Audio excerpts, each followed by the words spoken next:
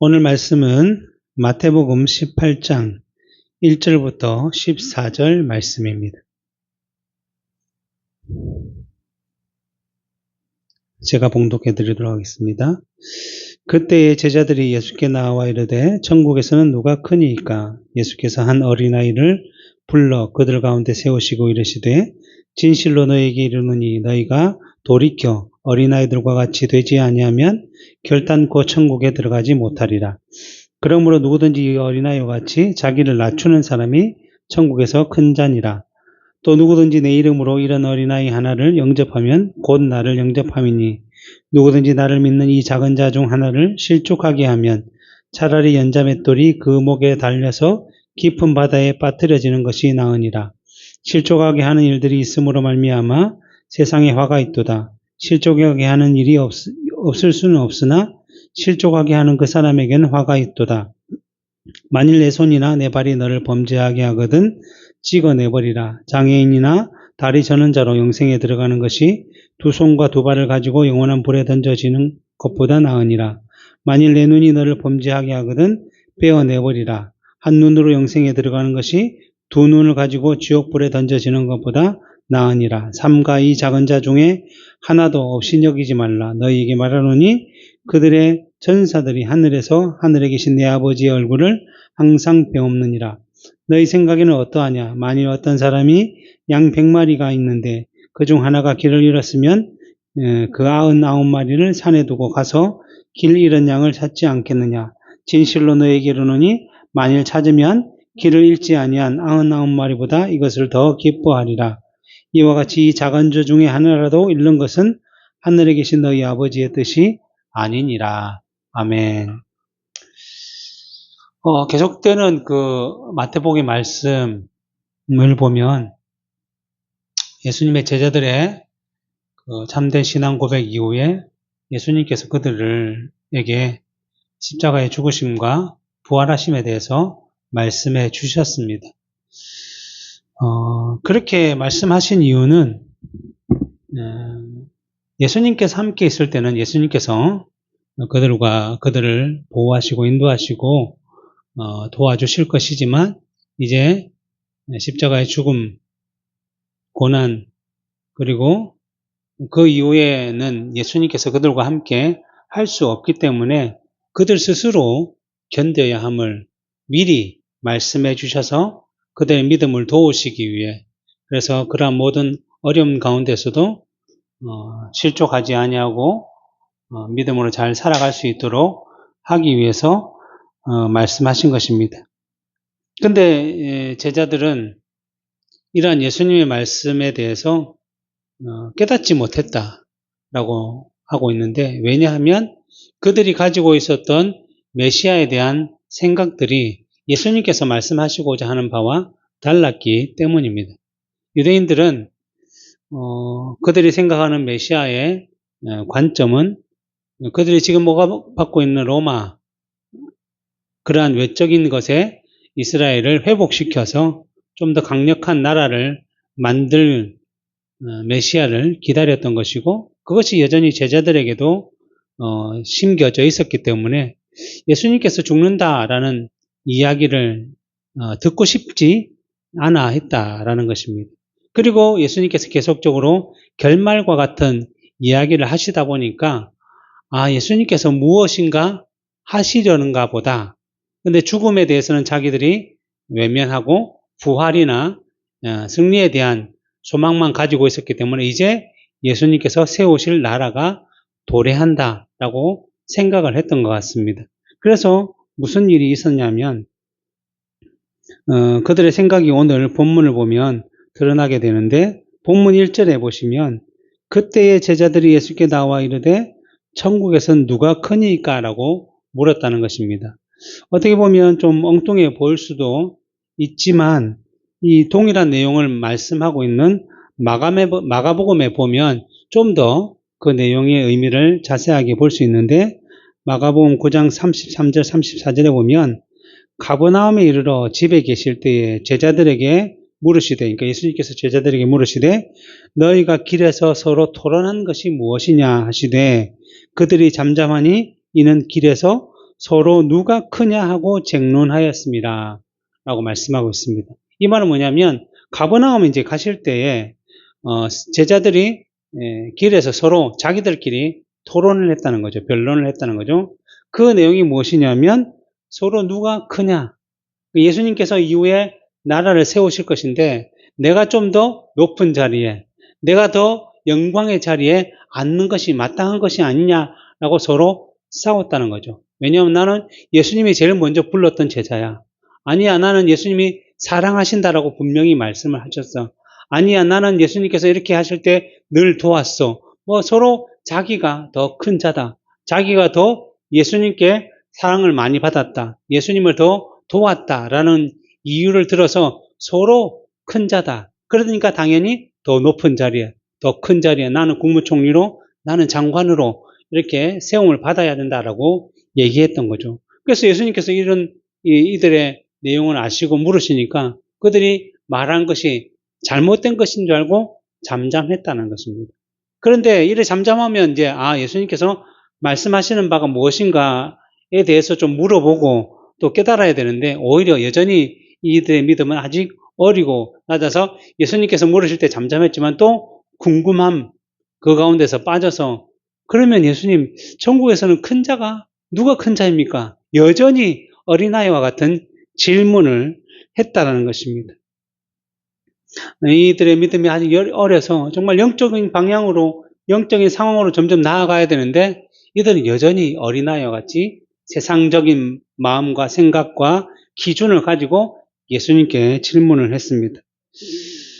이들이 이렇게 질문한 이유는 어리기 때문에 세상도 이 천국도 같은 방향과 가치와 생각을 가지고 있다라고 생각했기 때문에 이렇게 물었다라고 볼 수 있는 것입니다.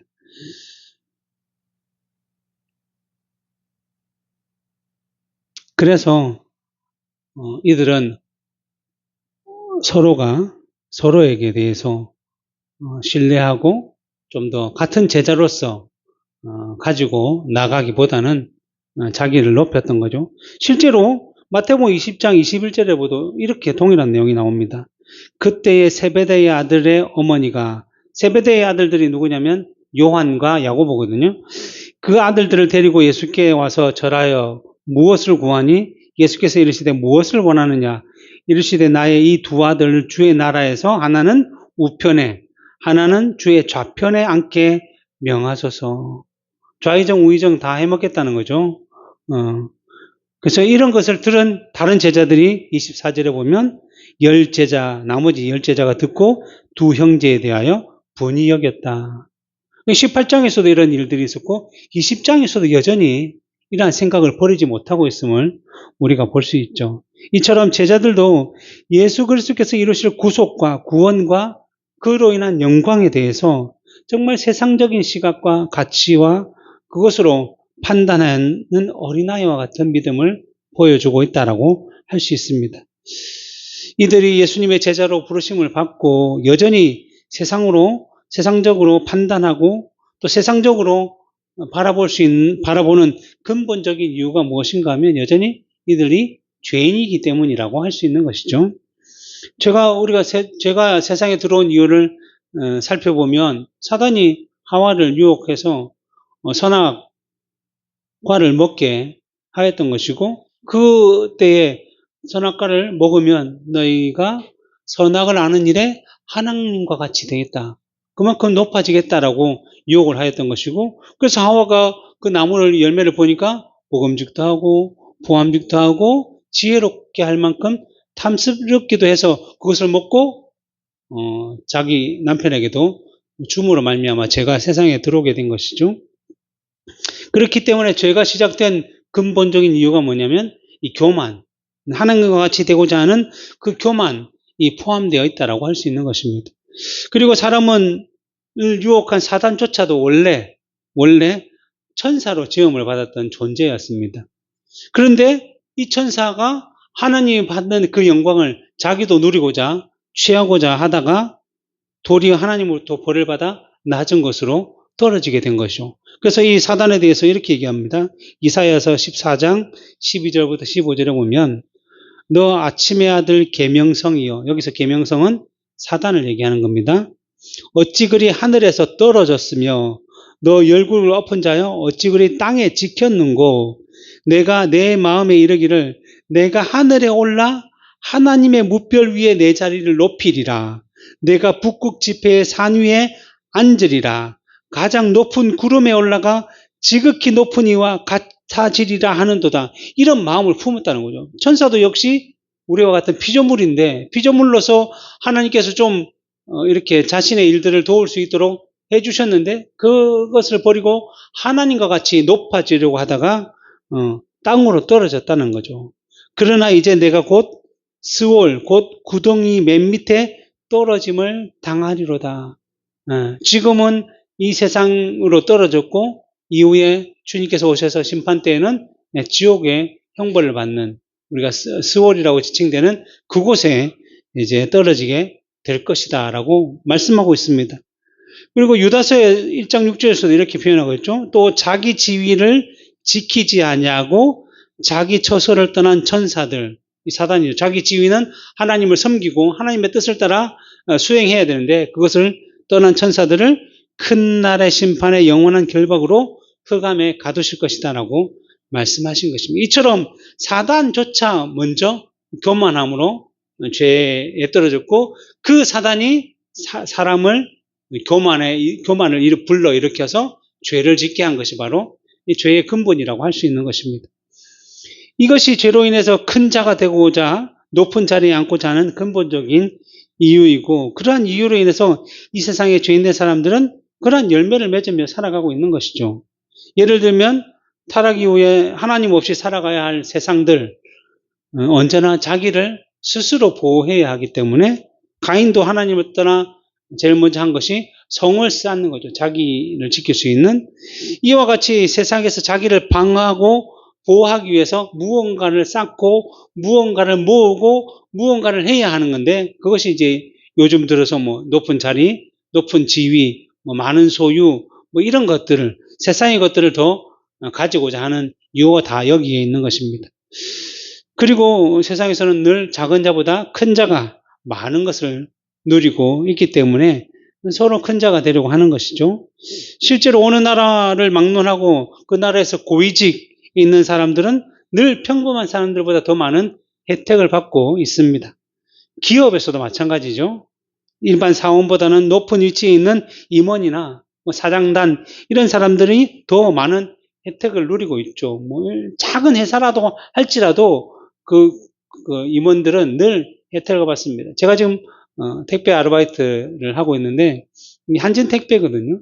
근데 요즘 이제 추석 선물들을 많이 이렇게 배송을 하는데 한 번씩 이런 일이 있어요. 아주 좋은 포장지에 그것도 포장지 위에 또 하얀색으로 덮어 또 비닐로 꽁꽁 묶어가지고 누가 그 하나만을 들고 옵니다. 그러면서 배송하는 기사에게 이거는 VVIP에게 보내는 거. 한진이라는 회사의 임원이 아마 이 송도에서 그 임원에게 줄 거니까 특별히 너는 이것을 그냥 배송하지 말고 방문 배송. 그래서 그 사람을 만나서 꼭 주라. 라는 그 얘기를 합니다. 그래서 한 2번인가 벌써 지금 제가 보았던 것처럼 이처럼 작은 것 하나에서도 높은 자리에 있는 자들은 더 혜택과 유익을 누리고 있는 것이죠. 그러기에 작은 자보다는 큰 자가 낮은 자보다는 높은 자리에 있는 자가 더 많은 혜택과 유익으로 섬김을 받고 있기 때문에 서로 더 높아지려고 한 것이고 제자들도 이런 마음을 가지고 있었다는 것입니다. 또 이러한 생각이 이 세상에만 있는 것이 아니라 교회 안에 들어와 있다는 것이고 특별히 교회 안에서는 공로주의와 이런 것들이 많이 연결되어 있습니다. 그래서 중세 로마 가톨릭을 예를 들어보면 그들은 보속이라는 제도를 통해서 예를 들면 헌금을 많이 해야 된다, 구제를 많이 해야 된다, 또 전도를 많이 해야 된다, 그리고 뭐 성지순례도 많이 가야 된다. 특별히 중세시대는 십자군 원정 같은데 많이 참여하게 되면 그로 인해서 그 사람의 믿음이 많이 자랐다라고 인정을 해주는 것입니다. 그래서 그에 대한 합당한 복을 받게 된다라고 늘 가르쳤던 것이죠. 그래서 결국에는 이러한 일들이 다 타락하고 부패해서 어디로 모이냐면 돈으로 모이죠. 그래서 면죄부, 우리가 면벌부라고 부르는 이것을 증서를 팔아서 너희들이 만약에 이것을 사면 이제 다른 거 안 해도 된다. 이것만 사면 너희들이 죄에 대한 형벌이 다 없어질 것이다 라고 얘기한 거죠. 이들이 이렇게 주장할 수 있었던 근거는 무엇인가 하면 그들은 연옥이라는 제도가 있었습니다. 연옥은 무엇인가 하면 사람이 이 땅에서 태어나면 하나님을 믿으면 믿음이 점점 자라서 그 믿음이 예를 들면 100까지 채워지면 죽어서 바로 천국에 갈 수 있다라고 말을 하는 것이죠. 그런데 누구나 다 100까지 채워지는 것이 아니라 100까지 채울 수 있는 사람은 정말 뭐 성인이라고 불릴 정도로 아주 거룩한 사람들만 그렇게 할 수 있고 일반 사람들은 대부분 100을 채울 수 없기 때문에 그 체험을 받지 못한 사람은 어디로 가냐면 천국으로 바로 가지 못하고 연옥으로 간다는 거예요. 그래서 연옥 가서 나머지 못 채운 것들에 대한 고난과 훈련과 수행, 연단을 받아야 한다는 것이죠. 그런데 이 면죄부를 누가 사면 자기가 사면 연옥에 안 가고 곧바로 천국에 가고 연옥에 가 있다라고 생각되는 자기 친구나 친척이나 가족들 위해서 자기가 그 면죄부를 사게 되면 그 사람이 곧바로 그 연옥에서 열심히 연단받다가 바로 그냥 천국으로 올라간다는 이러한 엉뚱한 소리를 하면서 그 면죄부를 팔았고 그로 인해서 점점 더 중세시대가 타락과 부패의 길로 들어서게 된 거죠. 그래서 무슨 일이 일어났습니까? 루터가 95개조 반박문을 통해서 종교개혁의 시작을 알렸던 것이죠. 그 시작의 내용이 무엇입니까? 믿음은 공로주의, 우리의 열심과 행함과 노력이 아니라 오직 믿음, 오직 성경, 오직 은혜, 오직 예수 그리스도, 오직 하나님께 영광을 통해서 이루어진다라는 기치를 가지고 하게 되어 루터가 시작을 했고, 그래서 많은 유럽의 여러 나라 가운데 종교개혁자들이 일어나서 종교개혁을 시작했고, 그것이 이루어져서 오늘날까지 이제 바른 개혁적인 신앙의 내용들이 우리에게 흘러 들어오게 되었던 것입니다. 그러기에 세상의 원리를 따르게 되면 당연히 부패하고 타락하게 되기 때문에 세상의 가치와 원리를 따라 믿음과 교회를 세워갈 수는 없는 것이고 늘 주의 말씀을 따라 성경을 따라 하늘나라의 원리를 따라 믿음과 교회를 세워가야 하는 것입니다. 그리고 예수님께서도 하늘나라의 원리가 어떠한지를 몸소 보여주셨는데 하늘나라에서 누구가 큰지를 보여주셨는데 마가복음 10장 45절에 보면 인자가 온 것은 섬김을 받으려 함이 아니라 도리어 섬기려 하고 자기 목숨을 많은 사람의 대속물로 주려 함이다 라고 말씀해 주셨습니다. 예수님께서는 하나님의 아들 메시아로서 오셨기 때문에 당연히 섬김을 받아야 할 권리를 가지고 계시지만 스스로 이 섬김 받기를 부인하시고 오히려 자기 백성된 죄인들을 섬겨 그들을 구원하시고자 하신 사실을 들어서 큰 자, 하늘나라의 천국의 큰 자는 바로 이와 같이 섬기는 자가 될 것이다 라고 말씀해 주신 것입니다. 그래서 예수님께서는 서로 누가 크냐라고 다투고 있는 제자들에게 마가복음 9장 35절에 누구든지 첫째가 되고자 하면 무사람의 끝이 되며 무사람을 섬기는 자가 되어야 한다라고 가르쳐 주셨던 것입니다. 하나님께서 어떤 사람을 큰 자나 어떤 지위에 두시는 이유는 무엇인가 하면 무조건 섬기는 자가 되어야 된다고 해서 우리가 늘 기업에서도 매일 말단 상원이 되고 교회에서도 늘 뒤에 앉아야 되고 이런 의미가 아니라 하나님께서 각자의 분량에 따라 그 위치를 다 부어주셨고 그래서 어떤 사람은 섬기는 자로 어떤 사람은 좀 더 높은 지위에 있는 자로 어떤 사람은 나라에서 장관이나 대통령이나 할 수 있는 지위로 분명히 세워주셨는데 그들을 그 자리에 세운 이유는 뭐냐면 섬기라고 세워주신 것입니다. 그 말은 뭐예요? 자기가 돈이 많으면 돈이 없는 자를 섬기도록 자기가 지식과 지혜가 많으면 부족한 자들을 가르칠 수 있도록 자기가 두 손이 있으면 손이 없는 자들을 돕고 자기가 눈이 있으면 눈이 없는 자들을 인도할 수 있도록 하나님께서 세우셨는데 세상의 위치는 죄로 인해서 그것을 다 어거뜨려 놨다.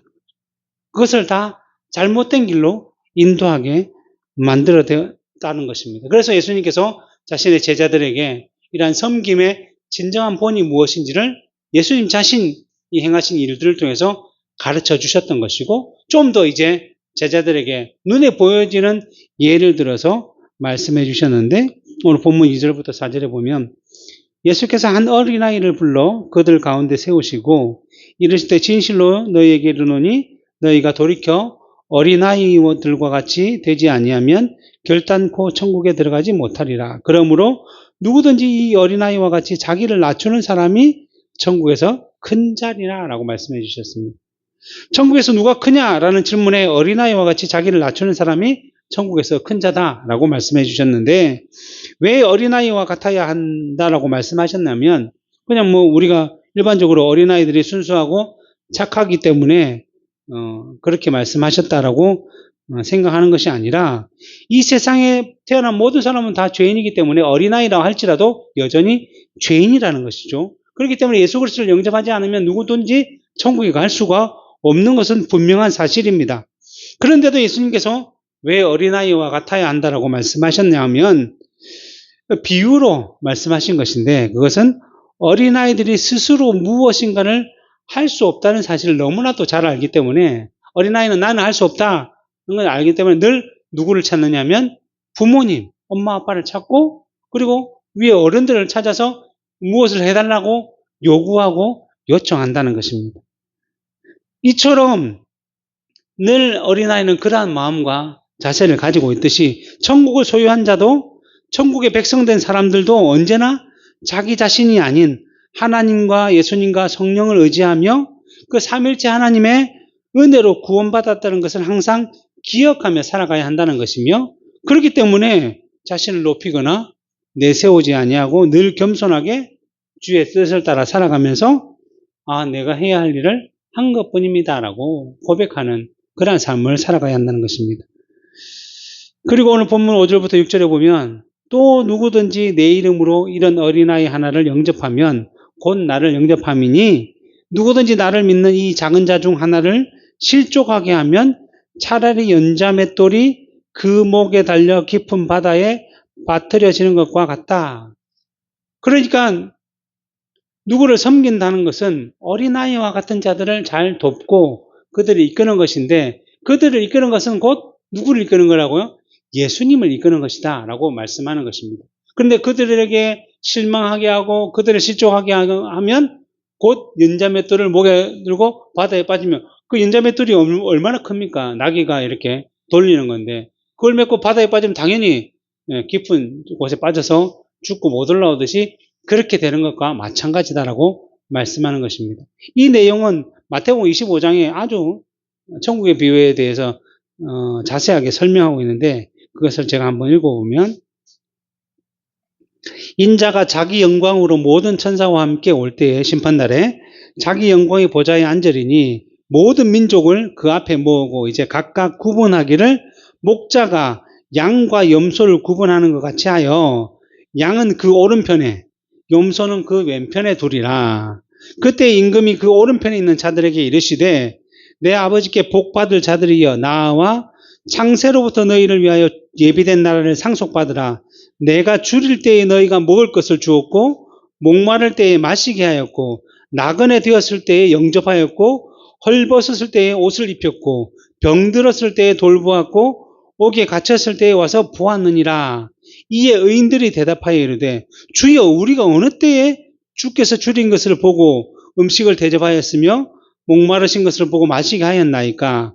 어느 때에 나그네 되신 것을 보고 영접하였으며 헐벗으신 것을 보고 옷 입혔나이까? 어느 때에 병드신 것이나 옥에 갇히신 것을 보고 가서 배웠나이까 하리니, 자기들은 예수님을 만난 적도 없다라는 거죠. 예수님께 그렇게 행한 일이 없다라고 하고 있습니다. 그때에 임금이 대답하여 이르시되 내가 진실로 너에게 이르노니 너희가 여기 내 형제 중에 지극히 작은 자 하나에게 한 것이 곧 내게 한 것이냐. 무슨 말이에요? 우리 중에 있는 작은 연약한 자, 불쌍한 자, 그들에게 그들을 돕고 그들과 함께하고 그들을 위로한 것이 곧 누구를 한 거예요? 예수님께 한 것이다 라고 말씀한 것입니다. 반대로 왼편에 있는 염소들에게 너희들은 내가 헐벗을 때 안 먹였고, 내가 갇혔을 때 오지도 않았고, 내가 추울 때 옷도 안 주었고, 나를 외면했다 하니까 그들이 뭐라고 하겠어요? 아니, 언제 우리가 주님을 외면했습니까? 언제 주님을 안 도왔습니까? 라고 말할 때 아주 작은 자, 작은 소자에게 너희가 물 한 잔 주지 않고 그들을 돌보지 않는 것이 곧 나를 돌보지 않는 것이다라고 말씀하시면서 그들을 영원한 벌, 영벌에 처했다라고 말씀하고 있는 것입니다. 이 의미가 바로 작은 소자 하나에게 한 것이 곧 나를 영접한 것이다라고 말씀하시는 상징적인 내용이라고. 하나님을 믿는 자라고 한다면 예수님께서 자기 백성된 우리를 위해서 하늘에서 이 땅에 내려오셨고 죽음과 저주를 입으셔서 우리를 위해서 죽으심으로 우리를 섬기셨던 것처럼 우리도 그 은혜를 받았다고 한다면 당연히 서로 높아지고 큰 자가 되고자 하는 것이 아니라 오히려 섬기는 자로 있어야 돼요. 위치가 어디에 있든지 상관이 없는 거야. 내가 사장에 있든지 대통령 자리에 있든지 국무총리 자리에 선생님의 자리에 있든지 상관없이 우리는 그곳에서 마땅히 섬겨야 할 내용으로 섬겨야 할 본을 보여야 한다라고 말씀하고 있는 것입니다. 그리고 그렇게 해야 되는 이유가 마태복음 22장에 등장하는데 그것은 무엇이냐면 예수님께서 이르시되 내 마음을 다하고 목숨을 다하고 뜻을 다하여 주 너의 하나님을 사랑하라 하셨으니 이것이 크고 첫째 되는 계명이요 둘째도 그와 같으니 내 이웃을 내 자신과 같이 사랑하라 하셨으니 이 두 계명이 온 율법과 선지자의 강령이다라고 말씀해 주신 것입니다. 그러니까 결국 하나님을 우리가 먼저 사랑해야 되는데 하나님을 사랑하는 것을 어떻게 우리가 나타내고 증거하냐면 이웃을 내 몸과 같이 살아가는 열매로 나타난다는 거죠. 그래서 하나님을 사랑하면 당연히 이웃을 내 몸과 같이 사랑하며 섬기게 되었다는 거예요. 근데 이웃을 학대하고 핍박하고 연약한 자를 돌보지 않는 열매가 우리 가운데 등장하면 무엇을 입증하는 것입니까? 하나님을 사랑하지 않고 있다는 것을 증명하는 것이라는 거죠. 그리고 야고보서 1장 27절에 보면 하나님 아버지 앞에서 정결하고 더러움이 없는 경건, 신앙이라는 것은 곧 고아와 과부를 그 환난 중에 돌보고 또 자기를 지켜 세속에 물들지 아니하는 것이다. 늘 언제나 하나님은 이 세상에 연약한 자들을 두셨다는 거예요. 근데 두셨는데 그들을 하나님께서 돌보시는데 누구를 통해서? 우리를 통해서 돌보신다는 거예요. 우리에게 은혜를 주시기 위해서 그들을 두셨고 그들을 돌봄을 통해서 우리로 하여금 스스로를 증명하며 또 하나님의 복을 누릴 수 있도록 주셨다는 거예요.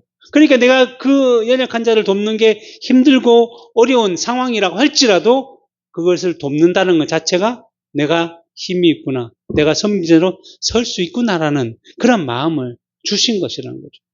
우리가 알듯이 앞에서도 얘기했듯이 어린아이는 누가 섬길 수 있습니까? 어린아이가 어린아이 스스로 섬길 수가 없죠. 왜냐하면 서로의 것을 뺏으려 하고 싸우려고 하죠. 그런데 그 어린아이보다 좀 더 큰 자라고 한다면, 형이나 누나나 어른이라고 한다면 누가 아이랑 싸우겠습니까? 아이를 돕고 돌보고 그의 울음을 닦아주고 그를 위로할 수 있는 거예요. 우리의 믿음이 있는 사람이라고 한다면 당연히 그렇게 하는 것이 이 세상에서 마땅한 삶이다. 내가 먼저 예수님께서 그렇게 살았으니 너희도 그렇게 살아라 라고 말씀하는 것입니다. 이 섬김이 우리의 몸속에, 우리의 삶 속에, 우리의 인생 속에 늘 흔적으로 배어 있어야 됩니다. 그러면서 오늘 본문 7절부터 9절에 실족하게 하는 일들이 있음으로 말미암아 세상에 화가 있도다. 실족하게 하는 일이 없을 수는 없으나 이 세상은 늘 죄된 세상이기 때문에 늘 서로를 실족하게 만들죠. 그런데 없으나 실족해야 하는 그 사람에게는 반드시 뭐가 있다고요? 화가 있도다. 만일 내 손이나 내 발이 너를 범죄하게 하거든 찍어내버리라. 장애인이나 다리 저는 자로 영생에 들어가는 것이 두 손과 두 발을 가지고 영원한 불에 던져지는 것보다 나으니라. 만일 내 눈이 너를 범죄하게 하거든 빼어버리라. 한 눈으로 영생에 들어가는 것이 두 눈을 가지고 지옥불에 던져지는 것보다 낫다라고 말씀하는 것입니다.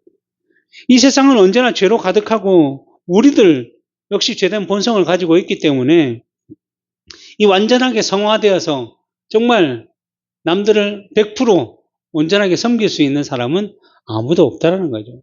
그러다 보니까 나는 그렇지 않은데 누구가 나 때문에 나의 말에, 나의 행동에, 나의 모습에 실족하는 일이 있고, 또 실제로 내가 잘못해서 실족하는 일들이 늘 비일비재하고 존재한다는 것입니다. 그렇지만 우리가 죄인이라서 어쩔 수 없는 상황이라고 하지만 늘 우리의 마음과 자세는 어떻게 해야 된다고요? 실족하지 않도록 만들고자 하는 생각을 가지고 있어야 됩니다. 그냥 마음대로 살아가다가 실족하게 하면 안 된다는 거예요. 우리는 어떤 생각을 가지고 있어야 돼요? 나는 언제나 섬기는 자로, 또 연약한 자들을 돌보는 자로, 그들이 내 눈에 띈 것은 하나님께서 나로고 하여금 그 사람을 돕도록 주신 기회라고 생각하며 그를 돌보고자 하는, 마치 스프링처럼 튀어나가고자 하는 마음이 있어야 하는 것이 우리라는 것입니다. 이를 위해서 늘 기도하며 힘쓰며 믿음의 삶들을 살아가야 한다는 것입니다. 그렇게 살아가는 것이 우리의 본인인데, 만약에 우리의 마음 가운데 그런 마음이 없다라고 한다면, 이처럼 눈이 너를 범죄하게 하거든 눈을 빼버리고, 팔이 범죄하게 하면 팔을 빼버리라, 이런 무서운 말까지 등장하는 거죠. 물론 이 말은 실제로 눈을 빼고 팔을 빼라는 말이 아니라 그만큼 우리가 섬기는 일에, 남을 돌보는 일에, 실족하지 않게 하는 일에 힘써야 한다는 경고의 메시지라고 하는 거죠. 그래서 종교개혁자 칼빈은 이 말씀에 대해서 이렇게 얘기합니다. 그리스도께서 이 말씀을 하신 것은 우리가 하나님께 순종하기 위해서는 우리의 신체를 절단하여야 한다는 의미로 주신 것이 아니라, 다만 사람이라면 누구나 그들이 좋아하는 것들을 제약하지 않고 자유롭게 사용하고 싶은 욕구가 있기 때문에 그리스도께는 과장된 표현을 사용하셔서 하나님이 그의 율법에 명령하신 것을 우리가 순종하는 데 방해가 되는 것이 있다고 한다면 우리로 하여금 그것을 과감하게 자르고 버려야 한다는 것을 가르쳐주기 위해서 이렇게 말씀하셨다는 거죠. 그래서 실제로 이러한 삶들을 우리의 믿음의 선배들이 살아갔는데, 특별히 사도 바울이 빌립보서 3장 7절부터 14절에 하나님을 사랑하는 자들이 어떻게 살아야 되는지를 말씀해 주고 있는데, 그러나 무엇이든지 내게 유익하던 것을 내가 그리스도를 위하여 다 해로 여길 뿐더러 또한 모든 것을 해로 여김은 내 주 그리스도 예수를 아는 지식이 가장 고상하기 때문이라. 내가 그를 위하여 모든 것을 잃어버리고 배설물로 여김은 그리스도를 얻고 그 안에서 발견되려 함이니, 내가 가진 의는 율법에서 난 것이 아니오 오직 그리스도를 믿음으로 말미암은 것이니 곧 믿음으로 하나님께로부터 난 의라. 그 다음이 중요합니다. 내가 그리스도와 부활의 권능과 그 고난의 참여함을 알고자 하여 그의 죽으심을 본받아 어떻게 해서든지 죽은 자 가운데서 부활을 이루려고 하느니, 내가 이미 얻었다 함도 아니요 내가 온전히 이루었다 함도 아니라, 그러니까 늘 사도 바울조차도 그 믿음을 온전히 이루는 삶을 살지 않았기 때문에 오직 내가 그리스도 예수께 잡힌 바 된 그것을 잡으려고 달려나가노라, 힘쓰고 있다는 거죠. 그래서 형제들아, 나는 아직 내가 잡은 줄로 여기지 아니하고 계속 달려나가는 거죠. 오직 한 일, 즉 뒤에 있는 일은 잊어버리고, 내가 옛날에 열심히 했는데, 내가 열심히 옛날엔 도왔는데, 열심히 다른 사람들을 사랑했는데, 그 모든 것은 다 잊어버리고 앞만 보고 달려나간다는 거예요. 잊어버리고 앞에 있는 것을 잡으려고 푯대를 향하여 그리스도 예수 안에서 하나님이 위에서 부르신 부름의 상을 위하여 달려가노라. 우리의 믿음의 사람들은 이전에 내가 무엇을 했다라는 것이 중요한 것이 아니라 앞으로 계속 내가 무엇을 해야 한다라는 것이 중요한 거죠. 그래서 우리를 부르신 그 부름대로 직장에서, 학교에서, 아니면 세상에서, 가정에서 우리를 부르신 그 자리에서 우리는 섬김의 직분을 온전히 수행하기 위해서 달려나가야 한다라는 것입니다. 그러면서 오늘 본문 10절에 삼가 이 작은 자 중 하나도 업신여기지 말라. 너희에게 말하노니 그들의 천사들이 하늘에 계신 네 아버지의 얼굴을 항상 배옵느니라. 앞에서도 말씀드렸듯이 제자들이 자기끼리 서로 변론하는 것을 예수님께서 다 아시고 물으셨듯이 하나님은 무한하신 분이시기 때문에 우리가 어떻게 표현하냐면 주로 무소부재라고 표현하거든요. 없으신 것이 없으시고 존재하지 않는 것이 없으시다. 그러니까 하나님은 지금도 여기도 계신다는 거예요. 우리가 집에 가면 집에도 계시고 우리가 회사에 가면 학교에 가면 뭐 가정에 가면 어느 곳이나 계시는데 그렇다고 해서 하나님께서 모든 것을 하시는 것이 아니라 언제나 천사들을 통해서 일하실 때도 있다는 거예요. 근데 그 천사들이 우리와 함께 있기 때문에 언제나 우리가 잘못하면 하나님께 그것을 말씀할 정도가 되니까 너희들 조심해야 된다라고 하시는 것입니다. 근데 뭐 이것을 뭐 오해해서 우리 한 사람마다 수호 천사가 있다라고 오해해서는 안 되는 것이고 모든 천사들이 그러한 의미를 가지고 우리를 지키고 바라본다라는 의미로 이해하면 좋을 것 같습니다. 그래서 히브리서 1장 14절에 이렇게 표현되어 있어요. 모든 천사들은 섬기는 영으로 우리를 섬기는 영, 하나님의 명령을 따라 우리를 섬기는 영으로 구원받은 상속자들을 위하여 섬기라고 보내셨기 때문에 그러한 마음으로 늘 우리와 함께 있고 우리를 보호하고 섬기고 있다라는 것입니다. 그러면서 이제 11절에 보면 여기 없음이라고 이제 성경에 나와 있는데 그 없음이라는 그 위에 3번 각주를 따라가 보면 밑에 어떤 사본의 11절에 인자가 온 것은 잃은 자를 구원하려 함이니라라고 있느니라라고 되어 있지 않습니까? 이 어떤 사본이라는 것은 이 성경 원본은 원래 없어요. 하나님께서 우리 그 사도들이나 선지자들로 하여금 기록하게 한 성경 원본은 없습니다. 근데 그 원본을 계속적으로 복사했던 사본들이 사해 사본, 마소라 사본, 그 각 지역에서 이렇게 손으로 다시 적었던 사본들이 존재하는데 그 사본들이 이렇게 모여서 성경이 어떤 의미 말씀하셨구나라는 것을 지금 우리 66권으로 했기 때문에 특별히 많은 사본에 등장하지 않고 어떤 한두 사본에만 있는 것을 우리가 주로 없음이라고 하면서 각주로 적어 놓기는 하고 있거든요. 그 가운데 어떤 것이냐면 어떤 사본에 11절에 인자가 온 것은 잃은 자를 구원하려 함이라는 내용이 있다는 거예요. 그 말은 뭐냐면 12절 14절에서 그 의미를 설명해 주고 있는데 너희 생각에는 어떠하냐. 만일 어떤 사람이 양 100마리가 있는데 그 중에 하나가 길을 잃으면 그 99마리를 산에 두고 가서 길 잃은 양을 찾지 않겠느냐. 진실로 너희에게 이르노니 만일 찾으면 길 잃지 아니한 99마리보다 이것을 더 기뻐하리라. 이와 같이 이 작은 자 중에 하나라도 잃는 것은 하늘에 계신 너희 아버지 뜻이 아니다. 잃어버린 자를 이러한 잔을 찾으라 내가 왔다라고 말씀하고 있는 거죠.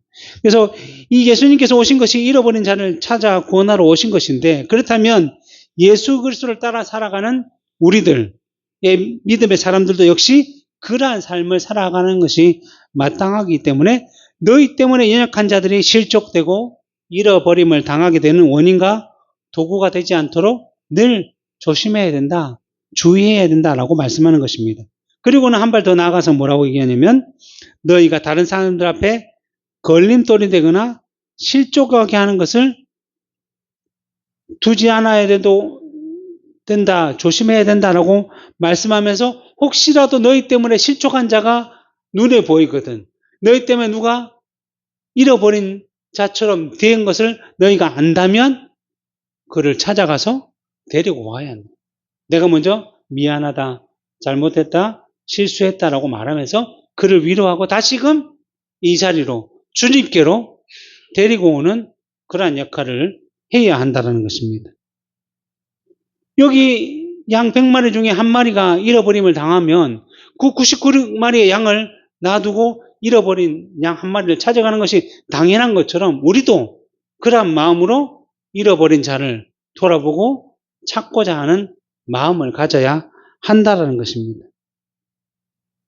그러므로 우리는 실족하게 하는 일에 대해서도 늘 주의해야 되지만 실족하게 하는 일이 없을 수는 없기 때문에 혹 우리 때문에 실족하여 넘어진 자가 있다는 것을 안다면 다시금 주님 앞으로 데려오고자 세우는 자로 우리가 서 있어야 한다는 것입니다. 칼빈은 이 비유에 대해서 이렇게 설명합니다. 우리가 그리스도의 제자들을 사랑으로 품어야 할 뿐만 아니라 그들의 약점이나 잘못을 포용하고 짊어지는 것은 물론이고 그들이 길을 잃고 헤맬 때에는 그들을 옳은 길로 돌아오게 하고자 애써야 한다라고 가르친다. 왜냐하면 그들은 비록 종종 길을 잃고 헤맨다고 할지라도 하나님께서 그의 아들들을 목자로 세우셔서 그들의 양이 되게 하신 까닭에 우리에게는 그들을 거칠게 쫓아내거나 혼낼 권리가 없고 도리어 길을 잃고 헤매는 그들을 옳은 길로 돌아오게 하는 것이 우리가 마땅히 해야 할 본분이기 때문이다. 우리의 본분이 이런 거예요. 이런 일들이 있다라고 말씀하고 있습니다. 말씀을 맺도록 하겠습니다. 천국에서 누가 큰 자인가 하면 어린아이와 같이 낮아져서 자신이 아니라 하나님을 의지하며 겸손하게 섬기며 살아가고 하는 자들이 바로 큰 자들이다라고 말씀해 주셨습니다. 누가복음 17장에 보면 예수님께서 이와 비슷한 내용을 비유로 말씀해 주셨는데 그것을 한번 제가 읽어보면 너희 중 누구에게 밭을 갈거나 양을 치거나 하는 종이 있어 밭에서 돌아오면 그대로 곧 와서 앉아서 먹으라 말할 자가 있느냐. 옛날에 종이 있을 때 종들은 주로 이제 낮에 밭에 가서 일을 하죠. 일하고 돌아왔는데 주인이 종한테 아우 수고했네 이제 너가 쉬어라 하는 주인이 없다라는 거예요. 왜냐하면 도리어 그대로 내 먹을 것을 준비하고 띠를 띠고 내가 먹고 마시는 동안에 수종 들고 너는 그 후에 가서 먹고 마시라 하지 않겠느냐. 당연하죠. 주인이 이제 내 먹을 거 좀 준비해서 주인이 다 먹고 나면 이제 종이 먹을 수 있다는 거죠.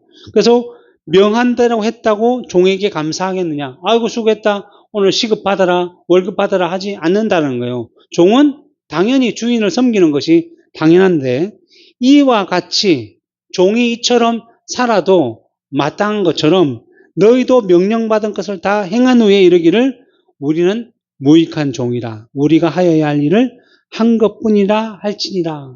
예수님께서 믿는 자들에게 이렇게 말씀해 주신 거죠.